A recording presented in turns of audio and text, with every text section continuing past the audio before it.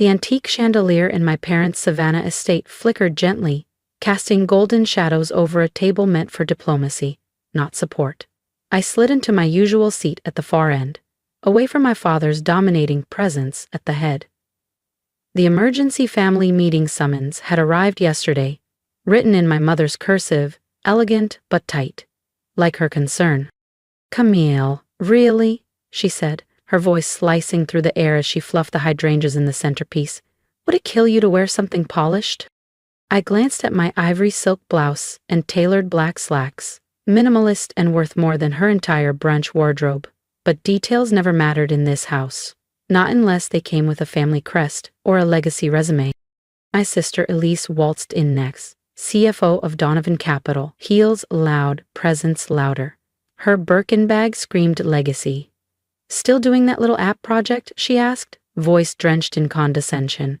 "Selling digital clutter to bored millennials?" I smiled. Let her talk. She didn't know I'd just finished a call with Forbes and had a cover shoot at sunrise. "Let's begin," my father declared, decades of executive control echoing in each word. "We're here because Camille's situation has become concerning." Ah, my situation.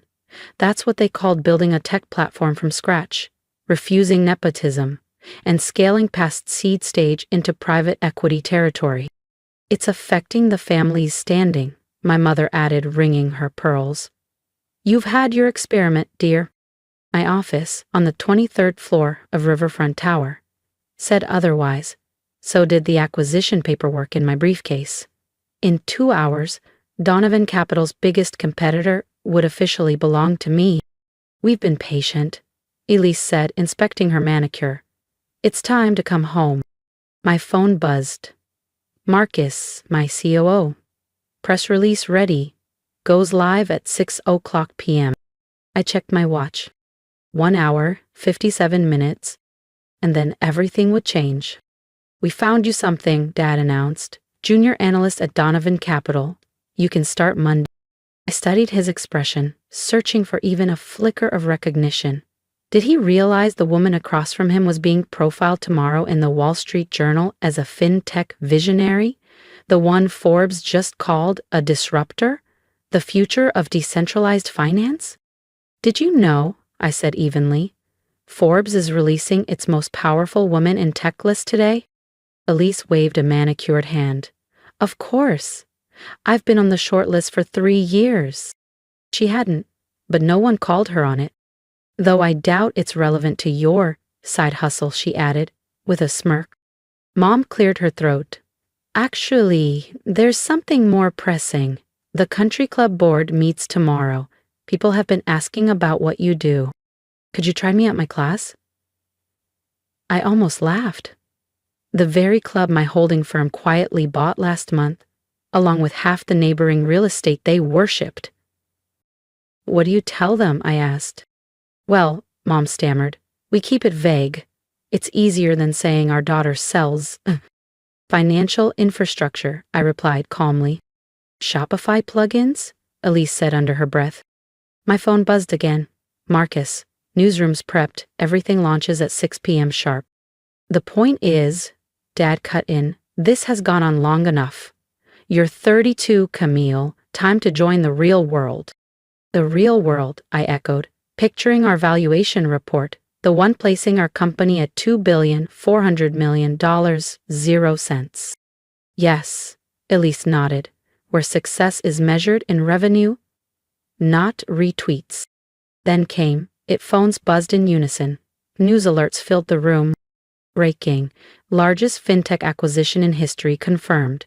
$4.80 B deal led by startup CEO Camille Donovan. I sipped my water. "Speaking of numbers, how's Donovan Capital's digital division holding up?" Dad frowned at his screen. "We're stable, but this might shift market confidence." "White-knuckling stability," I murmured. "Not ideal in this climate." "And how would you know that?" Elise snapped.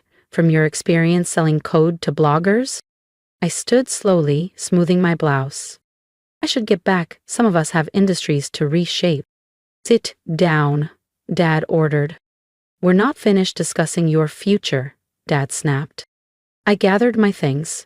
Actually, I said, calm and measured, I think the future's about to discuss itself. As I reached the door, my mother called after me. Don't forget the junior analyst role. They need your answer by tomorrow. I paused, one hand on the doorknob, and allowed myself a small, quiet smile. I'll have to decline. I have a board meeting. My board. Your what? Elise's voice cracked through the silence. But I was already walking out, leaving them to their confusion. In less than 2 hours, they'd understand everything I'd built while they were busy writing me off. Back in my real office, penthouse level, riverfront tower, I scanned the final press release. Marcus, my COO, adjusted his tie with a grin.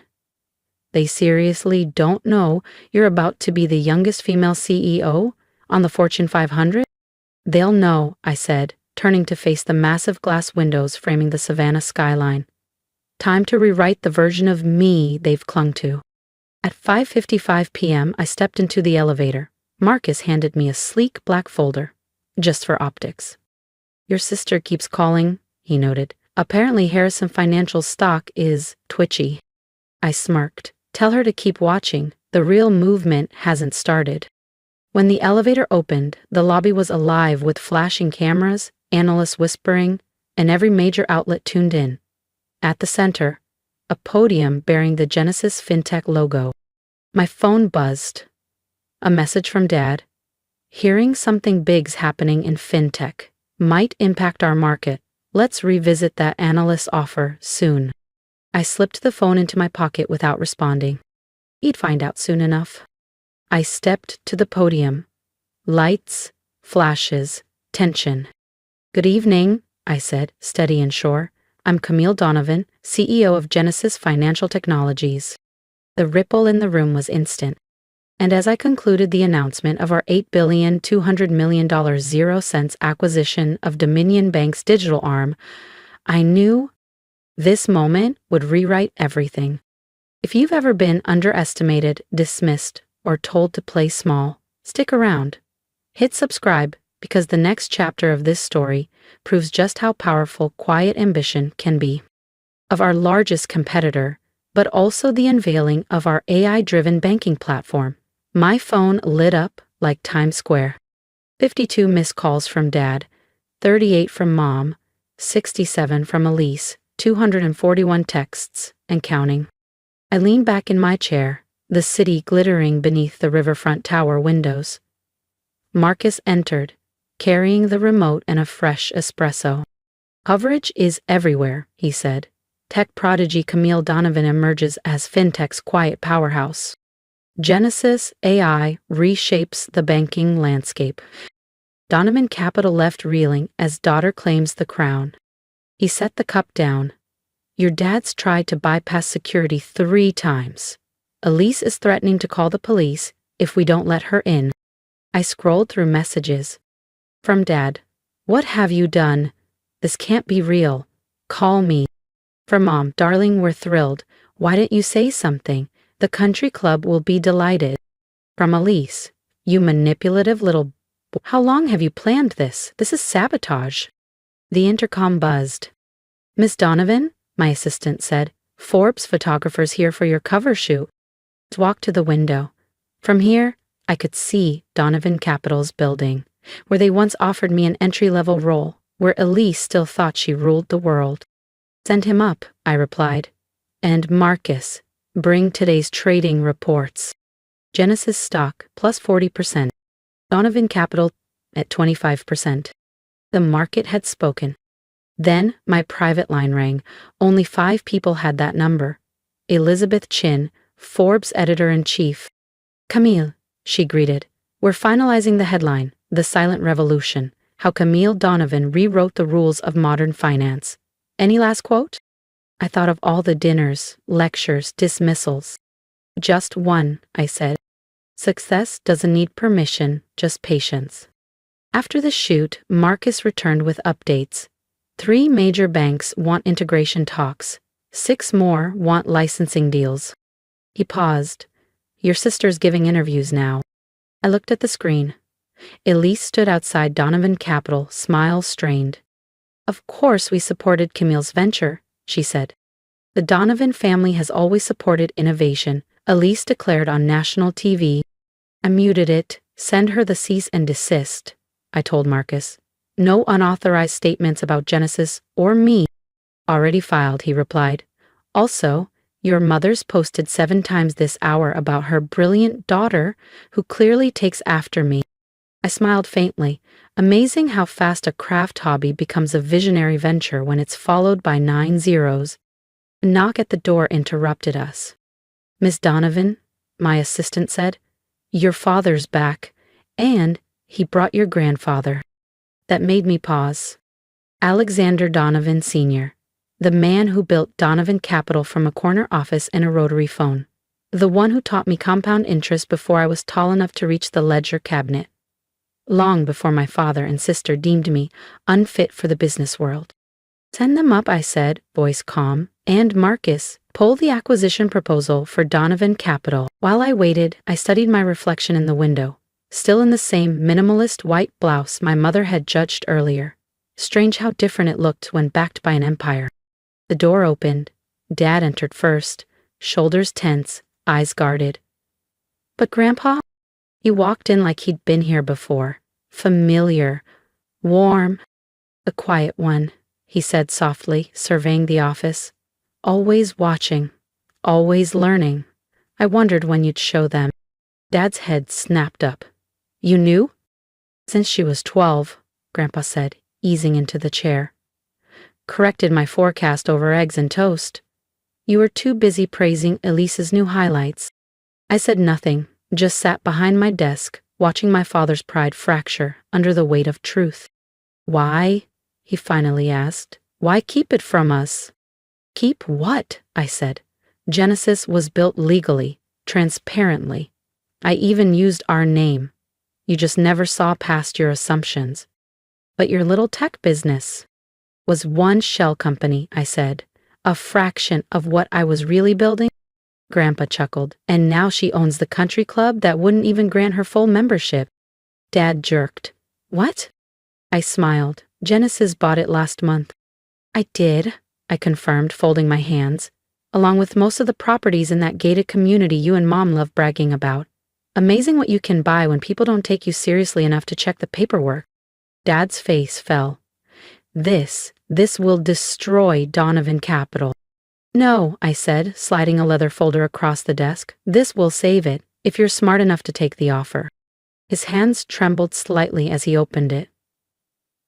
His eyes scanned the pages, slower than usual. A merger? He whispered. A strategic one, I explained. Donovan Capital becomes part of Genesis. You keep the name, some autonomy, but you stop swimming against the current and join the future instead of sinking beneath it. And if we refuse? I tapped my screen, loading a live demo of our AI-driven banking interface, already integrated into 5 regional banks. And then you compete against technology that's already shaping tomorrow, against a platform now valued at 4 times your entire firm, against momentum you can't stop.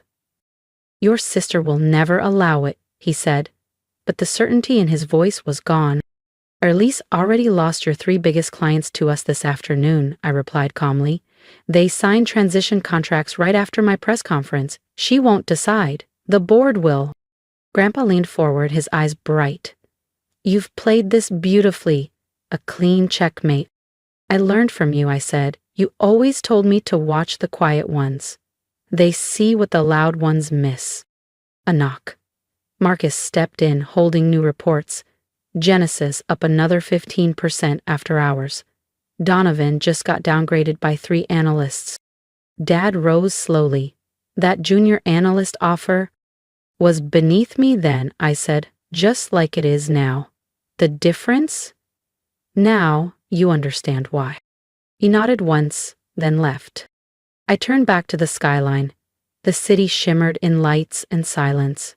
Tomorrow would bring more questions, more headlines, more spin. But tonight in my simple white shirt, I sat at the head of everything I'd built. Not for revenge, but for clarity.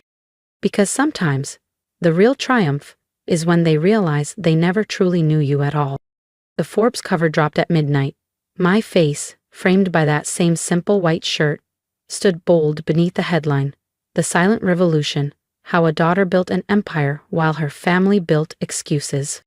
By 6:30 a.m., I was walking into Genesis Tower, slipping past a wall of reporters camped outside. In my office, Marcus waited with coffee and the morning briefing. "Elise is on CNBC," he said, "claiming she's been your silent mentor all along. Guided you from behind the scenes," he added, switching on the muted live feed.